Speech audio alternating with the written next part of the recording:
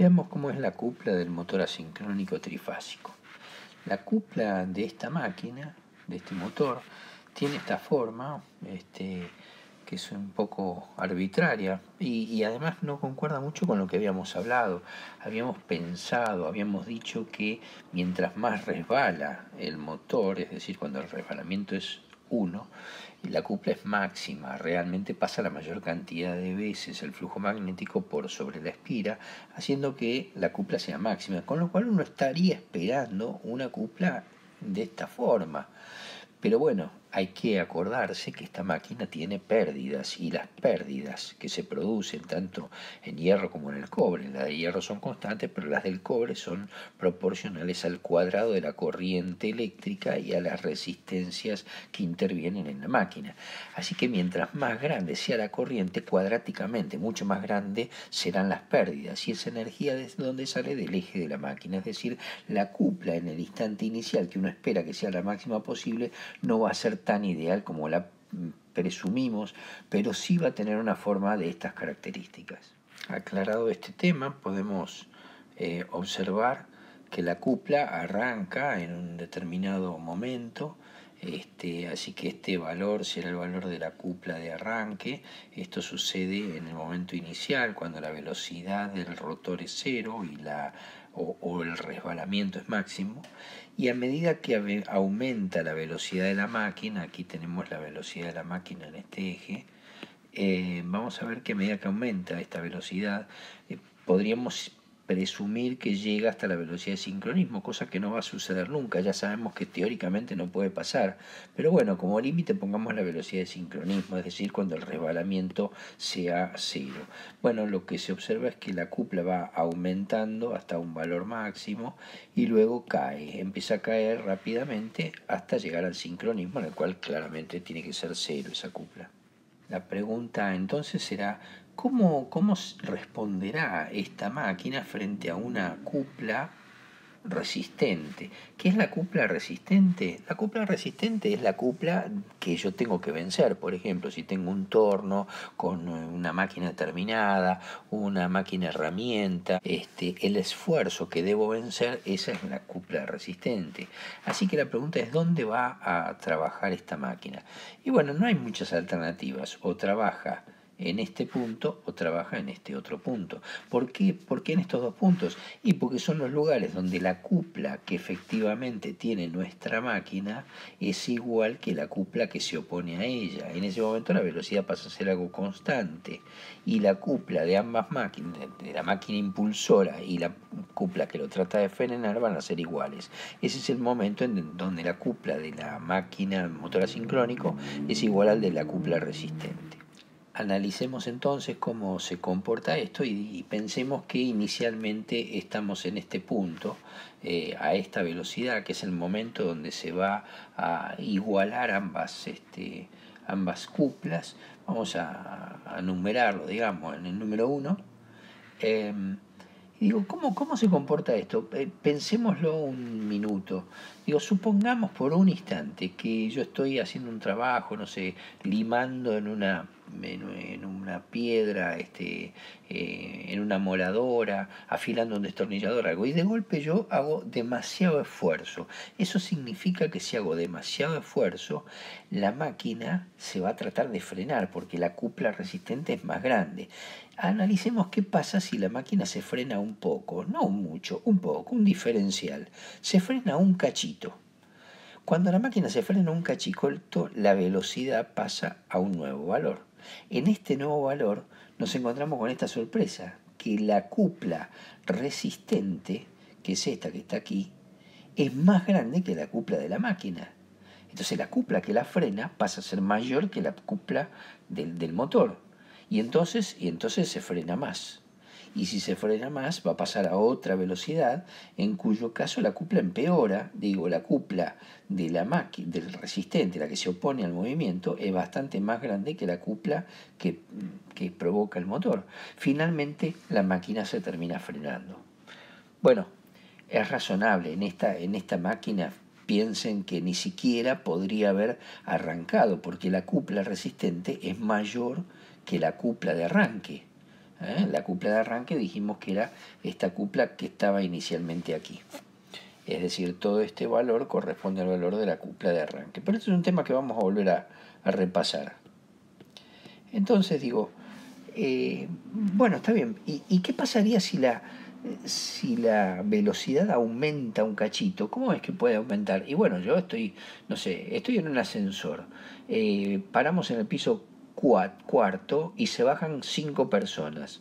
Bueno, la verdad que una vez que bajaron 5 personas, el ascensor está más liviano y entonces la cupla resistente bajó. Y si la cupla resistente baja, que sería este caso, fíjense que la cupla de la máquina aumenta.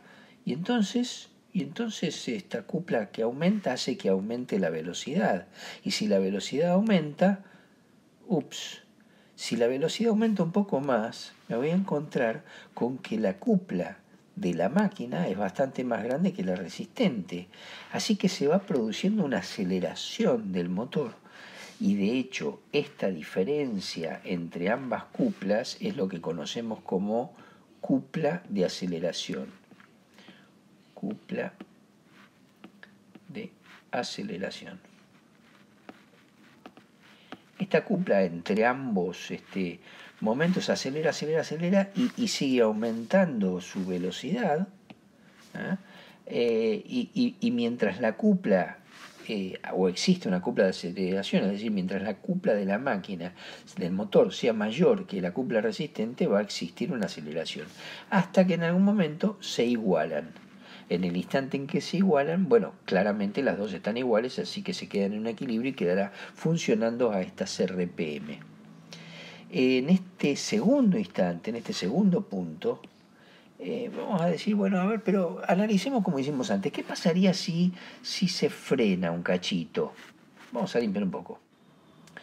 Si a partir de este valor de velocidad a la que está funcionando la máquina, por algún motivo, como antes, hago mayor esfuerzo sobre el eje y la cupla resistente aumenta, entonces la máquina se frena un poco.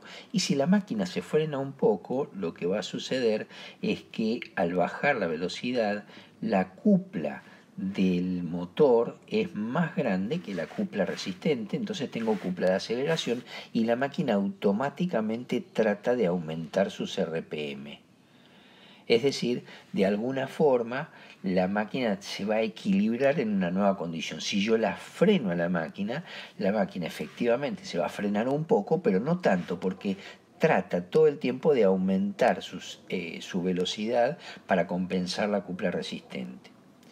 Por el contrario, supongamos que yo libero con el herramental o bajo a las personas del ascensor, sea como fuere, y en ese momento parecía que se libera cupla, es decir, la máquina anda más holgada, trabaja más libremente. Eso significa que va a aumentar sus RPM. Si la máquina aumenta un poco sus RPM, noten que al aumentar las RPM, la cupla del motor va a ser menor que la cupla resistente y la máquina se tiende a frenar.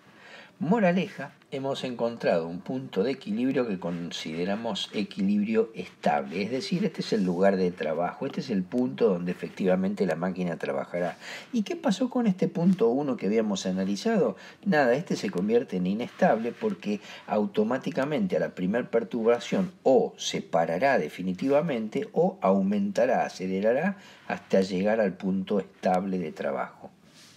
Como habíamos dicho recién, esta cupla que tiene un valor de cupla resistente más grande que el valor inicial de la cupla de arranque, en principio no arranca. Así que, ¿cuál sería una curva posible para que la máquina realmente arranque? Bueno, tendría que ser una cupla de este tipo. Este tipo de cupla tiene, bueno, este valor de la cupla de aceleración, así la habíamos denominado, y se va a estabilizar en un punto, en este caso va a ser este otro punto de trabajo, no el anterior que habíamos hablado, sino este nuevo punto de trabajo. Y en este punto de trabajo vamos a definir que este desplazamiento que puede hacer alrededor de este punto de trabajo es por un lado bastante lineal y por otro lado es lo que conocemos como zona de trabajo. ¿Por qué la zona de trabajo? Y porque en toda esta pendiente que está aquí se produce este fenómeno de que si yo aumento las RPM, la máquina se frena, y si disminuyo las RPM, la máquina tiende a acelerarse. Es decir, en toda esta zona tiende al equilibrio y esa es la zona de trabajo. Una máquina que trabaje de este modo, que tenga efectivamente la posibilidad de arrancar en forma directa, es decir, que yo enchufo la máquina, simplemente la arranco y prendo y la cupla de arranque es mayor que la cupla resistente, ese tipo de arranque se lo conoce como arranque directo. Arranque directo. Y para poner un ejemplo muy sonso, un ventilador es de arranque directo. Yo prendo un ventilador, aunque sea trifásico, monofásico, y arranca, no tengo que hacer ninguna operatoria en el camino. Pero la mayoría de las máquinas industriales no trabajan de este modo, porque fíjense que sería muy útil poder trabajar en alguna parte como esta de la curva, por ejemplo, que tendría mucha más cupla de trabajo, pero tengo la imposibilidad de arrancar. Así que ese tipo de arranque, que es un arranque indirecto, se conforma de la siguiente manera. La máquina impulsora suele arrancar directamente en vacío y una vez que está girando el eje, que tiene algún dispositivo especialmente dedicado a tal efecto, se produce un efecto de embrague, como en el embrague del auto, acercando partes que raspan y transmitiendo el movimiento de giro a un eje que va a parar a la cupla resistente. Cupla resistente. Lo que se aconseja habitualmente para todas las máquinas es hacer el arranque de la máquina en vacío y luego proceder a poner la carga. Esto es, en casi todas las máquinas tratamos de hacer eso. En las máquinas industriales normalmente se hace, uno enciende una máquina y después hay otro proceso por el cual efectivamente empieza a girar la máquina herramienta. En el caso más sonso que puedo explicar es el del taladro eléctrico. La mayoría de las veces nosotros ¿qué hacemos? Buscamos la forma absolutamente ridícula de hacer un agujero en la pared, tratando y cuidando de hacerlo muy prolijito, apoyamos la mecha en el supuesto agujero, hacemos el esfuerzo y el taladro se empieza a mover para todos lados y hacemos un agujerazo fantástico que no tiene nada que ver con lo que hubiéramos deseado. Esto se produce porque la máquina la estamos exigiendo de la peor forma posible. Apoyamos el taladro en la pared y una vez que lo apoyamos le damos al gatillo y empieza a girar la máquina y le estamos pidiendo el máximo esfuerzo a la máquina, que por supuesto se va a desbalancear y termina siendo un agujero horrible. ¿Cómo sería la situación correcta, la más correcta de todas? Bueno, es como cuando viene el señor del videocable a hacer un agujero en la pared. Trae una mecha larguísima, gigantesca, que uno dice me va a hacer un agujero fantástico. ¿Y cómo hace el individuo? El tipo agarra y prende la máquina. Y esto empieza a girar a una velocidad fantástica. Y empuja la máquina contra la pared mientras ya empezó a girar. Es decir, aquí es al revés, la máquina ya está funcionando y cuando la máquina entró a un régimen establecido, le pone la cupla resistente, apoya contra la pared y hace el esfuerzo y parece que fuera de manteca, hace y atraviesa la pared bárbara y no hace ninguna marca ni ninguna cosa especial, no deforma el agujero ni nada por el estilo. ¿Por qué? Porque aprovechó la máxima cupla que tenía esta máquina para hacer el corte de la forma más limpia posible.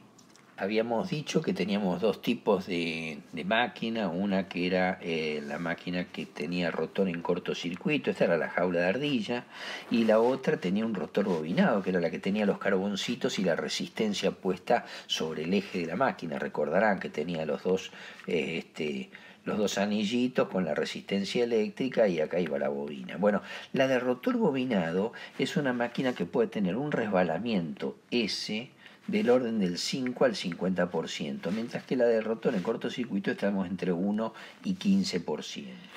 ¿Para qué utilizaríamos esta máquina de rotor bobinado? Bueno, la verdad que no es difícil de ver. Se verifica lo siguiente: a medida que yo pongo en ese carboncito con la resistencia eléctrica, pongo una resistencia variable, lo que se verifica es que mientras mayor es la resistencia, la cupla en realidad forma una familia de cuplas que tienen este formato. Sí, todas terminan en la velocidad de sincronismo, pero se van desplazando hasta que encontraremos una que se desplaza directamente desde el origen. Y esa será la máxima cupla posible. Cada una de estas tiene una mejor cupla que la anterior. Así que en realidad, mientras más resistencia intercalo, mejor estaré en condiciones desde el punto de vista de la cupla. Ese es el motivo por que muchas veces se encuentran todavía hoy máquinas de rotor bobinado, porque tienen una facilidad importante y electromecánica, no electrónica, electromecánicamente se puede ajustar bastante bien tanto la cupla inicial en el momento del arranque como ajustar un poco las revoluciones, porque también, aunque no lo dije, pensémoslo desde el punto de vista de la cupla resistente. Supongamos que tengo una cupla resistente que va por aquí. Entonces, ¿cómo funciona esto? Bueno, intercalé una buena cantidad de resistencia. ¿Dónde las intercalé, Hipólito, que me perdí? Recuerden cómo era el asunto. Teníamos el rotor, que en lugar de ser una jaula de ardilla, era una bobina. Ese rotor tenía como terminales dos anillos, que eran los anillos rosantes, y esos anillos rosantes iban a parar a carboncitos. Estos carboncitos que estaban aquí, los habíamos colocado de tal manera de intercalar una resistencia eléctrica. Y esta resistencia eléctrica es variable.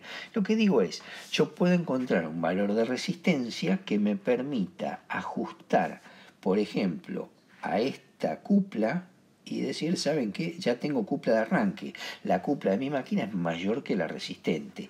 Y en el momento en que arranca la máquina hace este recorrido y ¡tuc! Termina por aquí. Ahí se produce el equilibrio. Pero a partir de allí, yo todavía puedo jugar con esta resistencia eléctrica. Si saco resistencia eléctrica, es decir, si voy formalizando un cortocircuito desde acá hasta acá, llegaré paulatinamente por esta familia de curvas hasta la curva donde la resistencia sea cero o sea la menor posible. Y fíjense que en todo ese trayecto voy a tener una gama de velocidades que puedo ir ajustando. Así que hay desde un mínimo hasta un máximo de RPM que yo puedo ajustar a partir de este proceso de la resistencia. No es lo mejor, pero nos permite en buena medida tener un motor que, por un lado, puedo ajustar o calibrar o a demanda la cupla máxima, que es la cupla de arranque, y por otro lado podría ajustar dentro de un pequeño entorno la velocidad de variación o la velocidad del rotor de esta máquina en algún entorno donde requiera velocidad variable. En este tipo de máquina habíamos visto que teníamos una caja, esta caja que se puede observar, tiene adentro una cantidad de conexiones con distintos colores de cable y demás, que es la bornera de conexión donde nosotros ponemos la bobina, por ejemplo la bobina roja, la bobina azul, la bobina verde, y la verdad que está difícil de saber qué es esa chapita que está ahí vertical. Habíamos visto que había alguna cosa, hay una caja de conexión. Bueno, vamos a tratar de entender en detalle cómo funciona esta caja. En esa caja de conexión normalmente están identificadas como U, B y W los inicios de cada una de las bobinas y los finales de cada una de las bobinas con omega, bueno, con U1, U2, B1 con B2 y omega 1 con omega 2. ¿Qué es esto? Nada, que las bobinas internamente están conectadas de este modo. U1 y el extremo de la bobina, que por ejemplo estará en la fase R, será U2.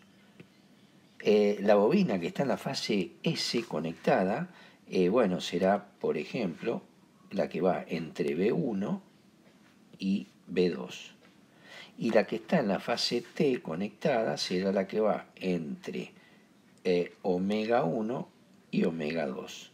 Y estos bornes, estos tornillos, estas tuercas de conexión están caprichosamente puestas de esta forma tan extraña, porque en realidad vieron que había unas chapitas. Bueno, las chapitas ellas tienen un motivo. Estas chapitas de conexión son unas chapitas que las vamos a poner aquí en estos colores, estas chapitas, tienen un formato que está estandarizado, y es que la chapita la puedo conectar así o la puedo conectar así. Cualquiera de las dos formas me permite la distancia de los tornillos a conectar la chapita. Y entonces tengo algunas formas diferentes de conexión.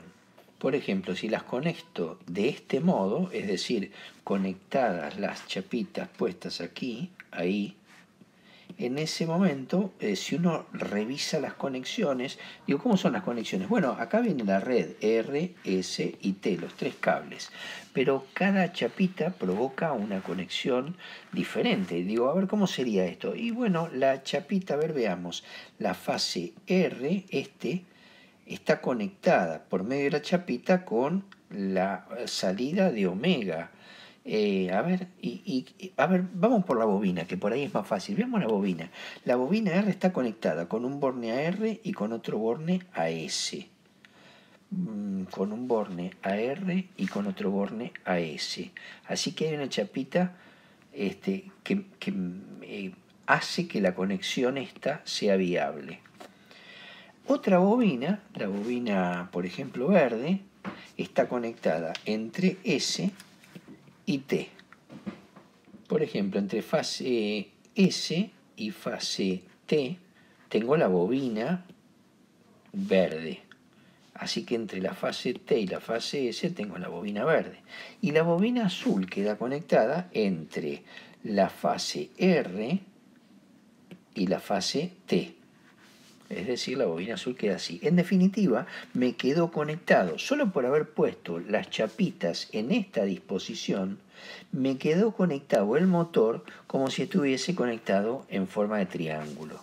Si en cambio conecto las chapitas en esta combinación, ahí, es decir, coloco aquí una chapita y aquí otra chapita, que son, como dije, con los agujeros perfectamente calibrados y qué sé yo, así que no hay ningún problema. Digo, a ver, ¿cómo me queda conectado? Bueno, a ver, la tensión viene por acá, RST, y digo, ¿cómo me quedó la bobina roja? La bobina roja estaba aquí entre R y un punto que no sé, está ahí, un punto que está ahí.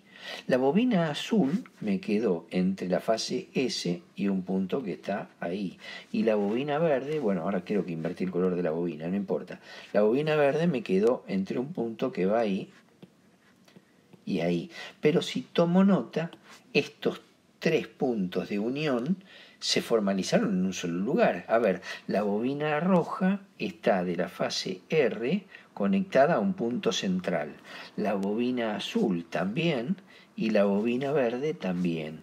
De modo que me quedo conectado con este esquema en forma de estrella. Con lo cual el fabricante me permite a mí tomar las bobinas y someterlas a diferentes tensiones. Por ejemplo, en este caso estará sometido a 220 volts, pero en este caso a 380. Obviamente el motor tiene que estar preparado para estas condiciones. Si lo que queremos es provocar un cambio en el sentido de giro, lo único que necesitamos hacer es permutar dos conexiones cualesquiera para cambiar el sentido de giro, porque recuerdan cómo era esto, tiene que ver con aquello de el orden de aparición de la regla del pelado, es lo mismo. Digo, a medida que van apareciendo las fases R, S o T, R, T, S, de acuerdo a eso va a girar el campo magnético rotante, que es el que determina el sentido de giro de la máquina.